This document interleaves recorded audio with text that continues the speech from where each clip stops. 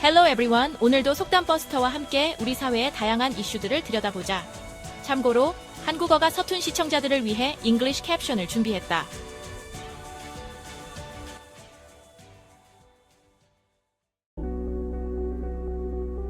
왜 많은 사람들은 문제가 터지고 나서야 이를 해결하려고 할까?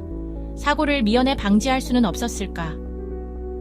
오늘은 2025년 3월에 발생한 대구 염색산업단지의 불법 폐수 유출 사건이라는 환경 문제를 다양한 속담의 관점으로 바라보고 문제의 본질을 파헤쳐보자.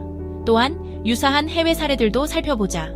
과연 무엇이 잘못되었고 누가 어떤 책임을 져야 할까? 그리고 대한민국 법은 이런 사고에 대해 어떤 해결책을 제시할까? 비온 뒤에 땅이 굳는다는 속담이 있다. 역경이 끝난 후에 오는 긍정적인 변화를 뜻하는 속담으로 비슷한 의미의 외국 속담들이 많다. 이런 속담들은 우리에게 때론 더 밝은 미래에 대한 희망과 용기를 주지만 끊임없이 크고 작은 사건, 사고가 이어지는 대한민국에서는 비온 뒤에 땅이 굳는다는 속담은 단순한 희망일 뿐이다. 이런 속담들의 지혜와 한계를 불법 폐수 유출 사건과 연결지어 살펴보자. 오늘의 첫 번째 속담은 소 잃고 외양간 고친다. 폐수 유출 사고 이후에야 시설 점검과 개선이 논의되는 상황을 비판하는 속담으로 다른 나라들도 우리와 비슷한 속담을 공유한다.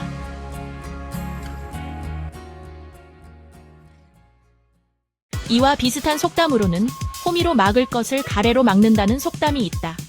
노후 시설을 제때 보수하지 않아 사고로 이어진 상황을 비판하는 속담으로 우리와 비슷한 속담을 공유하는 나라들이 의외로 많다.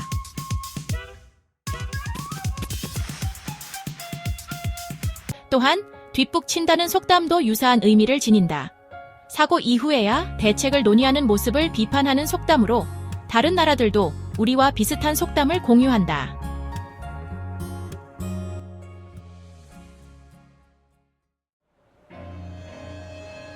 대구 염색산업단지에서 발생한 이딴 불법 폐수 유출 사고의 주요 배경과 내막은 이렇다.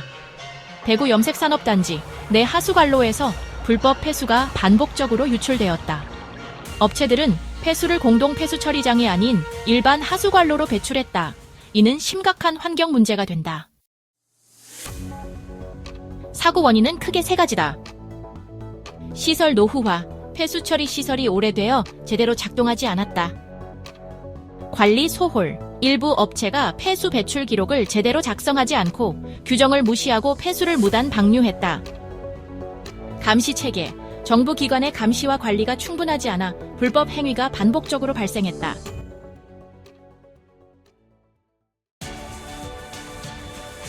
대응 조치로 대구 환경청은 업체 107곳의 폐수 처리 시설을 전수조사했다. 일부 업체가 물환경보전법 위반으로 적발되었고 실시간 감시와 같은 근본적인 대책을 검토 중이라고 한다. 소 잃고 외양간 고친다. 공동 폐수 처리장이 아닌 일반 하수관로로 폐수를 배출하면 어떠한 심각한 문제들이 예상될까? 정화되지 않은 폐수가 일반 하수관로를 통해 하천으로 유입되면 수질 오염, 생태계 파괴, 토양 오염 등 심각한 환경 문제가 될 수 있다. 하천의 수질이 급격히 악화되며 생물 다양성이 파괴되고 생태계 균형이 무너지고 주변 토양까지 오염시켜 식물 성장에 악영향을 미친다. 또한 불법 폐수 방류는 시민 피해로 돌아온다. 건강 문제, 삶의 질 저하, 경제적 손실 등 심각한 시민 피해로 이어질 수 있다.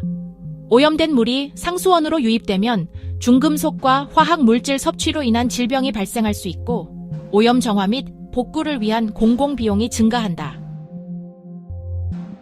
따라서 이런 문제들이 발생하면 많은 관련자들이 처벌을 받는다. 구체적인 사례나 상황에 따라 적용되는 법률이 달라질 수는 있겠지만 일단 크게는 관련 있는 법들은 민법, 형법, 그리고 특별법들이 있다.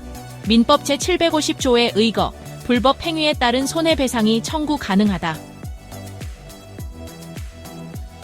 형법 제17조와 제18조의 의거, 관련자들은 형사처벌 대상이 될 수 있다. 이 외에도 관련 특별법, 물환경보전법, 환경정책기본법, 수질 및 수생태계 보존에 관한 법률 위반으로 민형사상의 책임을 물을 수 있다.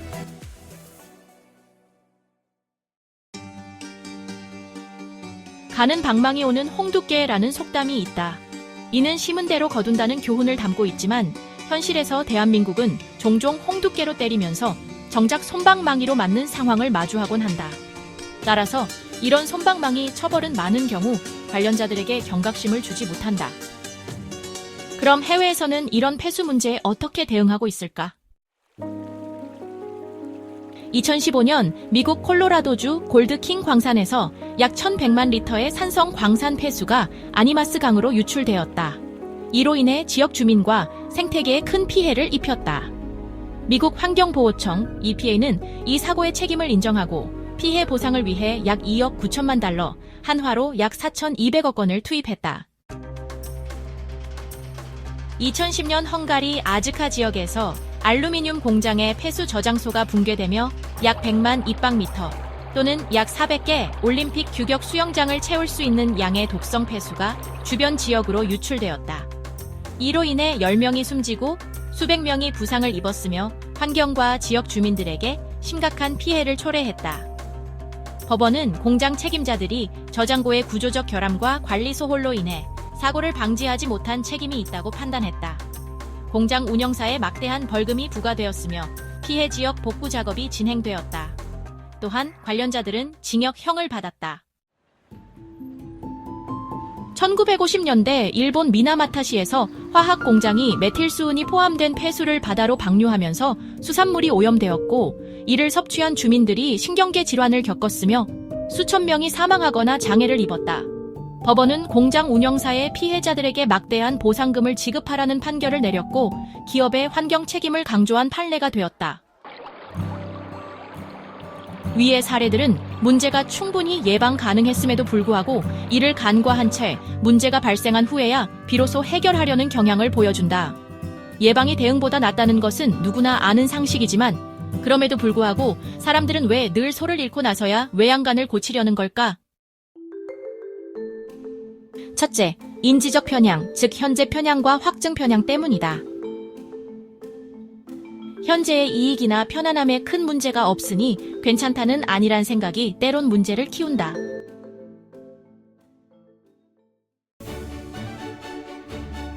둘째, 행동 경제학적 관점에서 손실 회피 때문이다.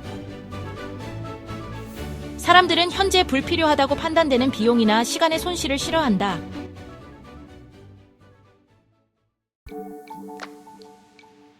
셋째, 스트레스와 대처 방식 때문이다. 예방은 문제 중심 대처를 요구하지만 정서 중심 대처가 문제를 키울 수 있다. 쉽게 MBTI로 설명하면 예방은 문제 중심 T 사고형을 요구하지만 F 감정형의 정서 중심 성향이 문제를 키울 수 있다. 마지막으로 사회적 요인인 집단 사고 때문이다. 조직이나 사회 내에서 예방 조치를 논의할 때 다수의 의견에 동조하거나 문제를 과소평가하는 경향이 있을 수 있다. 이는 예방의 필요성을 간과하게 만든다.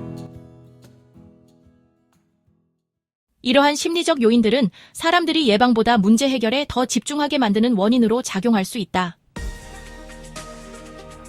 예방을 하면 문제가 발생하지 않을까? 그럼에도 불구하고 여전히 문제가 발생하는 것이 현실이다. 그렇다고 예방을 소홀히 하는 것이 옳을까? 이는 백신을 맞지 않고 죽음을 리스크하는 것과 비슷하다. 따라서 예방의 중요성을 강조하기 위해 문제 발생 시 관련자들에게 막대한 책임을 묻는 것이 효과적인 방법이 될 수 있다. 실제로 많은 선진국에서는 사고가 발생할 경우 해결 비용이 막대하다는 점을 고려하여 예방 차원에서 사고 관계자들에게 엄중한 처벌을 내려 경각심을 심어주고 있다. 한국도 이러한 판례들이 필요하다. 예방을 선택할지 문제가 발생하면 그때 대응할지 선택은 여러분의 몫이다. 20세기 프랑스를 대표하는 실존주의 철학자 장폴 사르트르의 말처럼 우리는 우리의 선택이다. Thank you for watching. Don't forget to subscribe.